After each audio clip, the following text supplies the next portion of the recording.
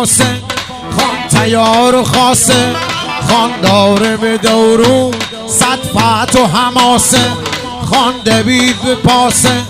خان تیار و خاصه، خان داره به دورون صد فتح و حماسه، خان دلیر به میدون، خان داره دل و جو،